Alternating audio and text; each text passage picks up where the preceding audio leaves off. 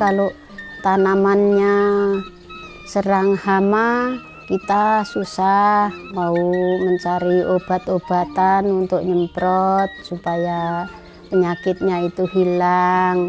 Kalau misalnya musim kemarau, kekeringan, saya nyari air untuk ngocori tanaman supaya tanamannya subur. Masalah harga panenan itu murah, kadang-kadang 1 kilo cuma 8.000 kalau pas lagi panen. Kalau padi cuma 3.000, 4.000. Jadi misalnya panen mau dijual itu ya sayang karena harganya murah. Anak-anak nggak mau ngurus lahan petani, dia memilih merantau, nyari uang, nyari pengalaman, nyari rezeki yang banyak. Karena kalau orang petani itu hasilnya kadang-kadang ya banyak, kadang-kadang sedikit.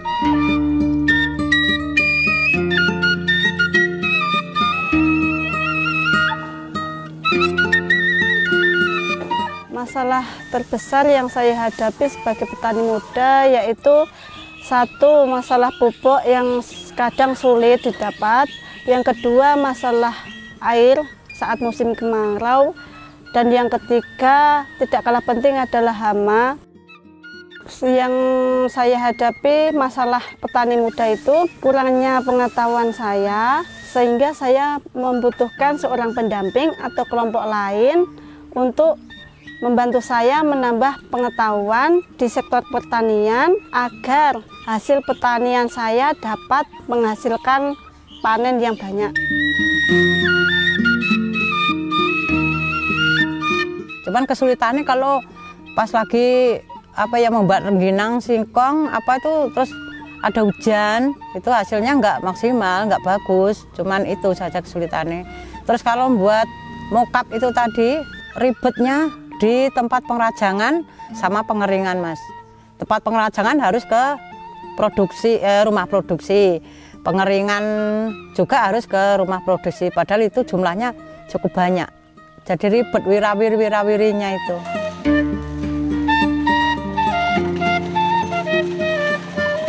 Berawal dari keprihatinan tersebut, saya berinisiatif untuk membuat sebuah organisasi, di mana organisasi itu kami jadikan sebagai sebuah wadah untuk menyampaikan permasalahan-permasalahan yang dihadapi petani, kemudian kita diskusikan untuk mencari solusi yang terbaik.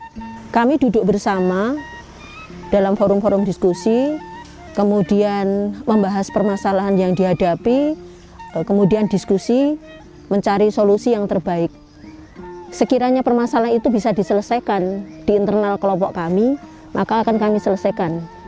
Akan tetapi jika permasalahan itu harus melibatkan banyak pihak, maka kami berjejaring dengan organisasi yang lain, juga pemangku kebijakan, untuk bisa menyelesaikan permasalahan yang dihadapi oleh petani. Kami coba mengidentifikasi masalah yang dihadapi, kemudian mencari solusi, misalnya terkait dengan peralatan. Ya. Maka kami berusaha untuk memfasilitasi petani dengan peralatan untuk memudahkan produksi kami.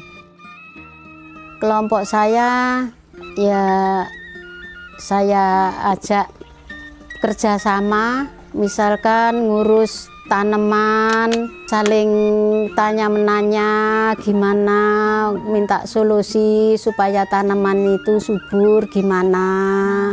Misalnya kawan kita ada pupuk yang bagus, kita nanya dapat dari mana pupuk itu, untuk nyemprot kok bagus, untuk tanaman bagus gitu. Pokoknya kerjasama lah, kita kerjasama, sama-sama ngasih tahu solusinya supaya tanaman itu subur, supaya pepanenan kita meningkat. Pokoknya dikasih pupuk yang banyak.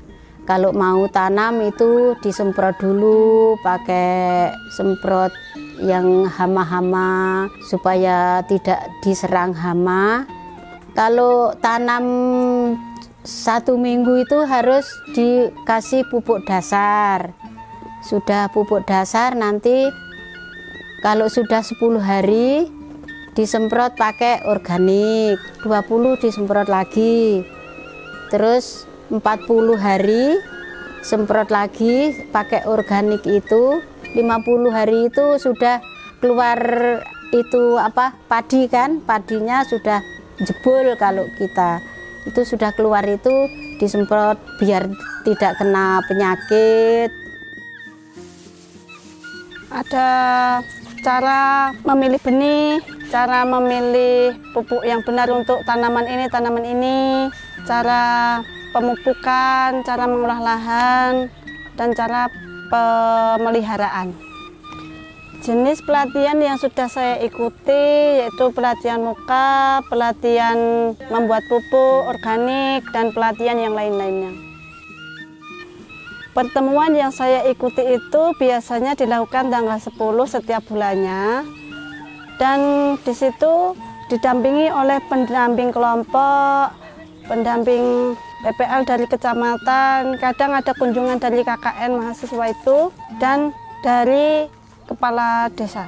Setelah mengikuti kegiatan pelatihan kelompok, saya mendapatkan pengetahuan yang baru sehingga saya dapat menerapkan pada tanaman yang saya tanam, dan alhamdulillah hasil yang saya dapatkan itu lebih baik, lebih bagus dari sebelumnya sebelum saya mengikuti pelatihan.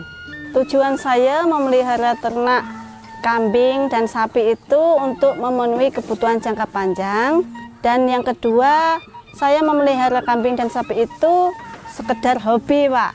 Kalau ke sawah itu kan ada rumput dibawa pulang, dan yang ketiga memelihara kambing dan sapi itu untuk dimanfaatkan kotorannya dibawa ke sawah untuk pupuk organik. Niat saya untuk membuat olahan dari singkong ini untuk memotivasi hidup saya kan itu untuk meningkatkan pendapatan untuk kelangsungan kebutuhan sehari-hari, Mas.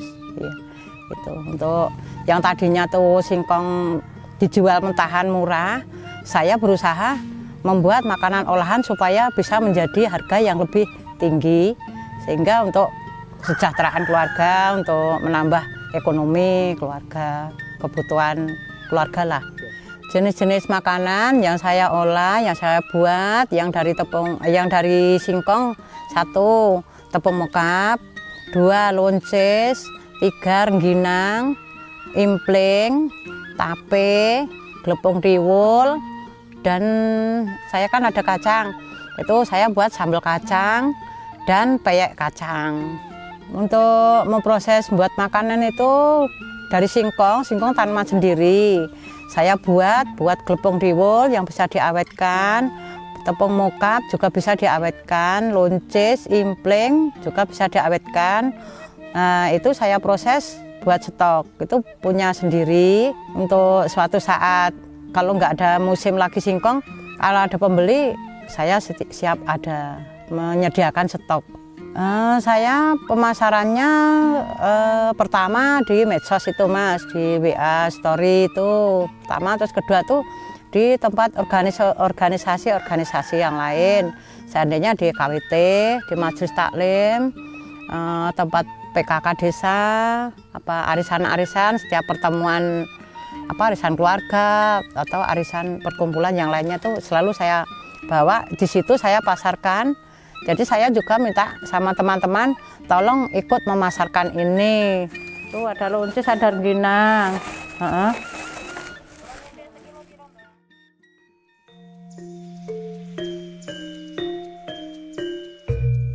Hasil yang menurut kami cukup membanggakan untuk saat ini, terutama untuk kelompok kami, adalah kami bisa meningkatkan nilai jual produk pertanian, di sini khususnya singkong.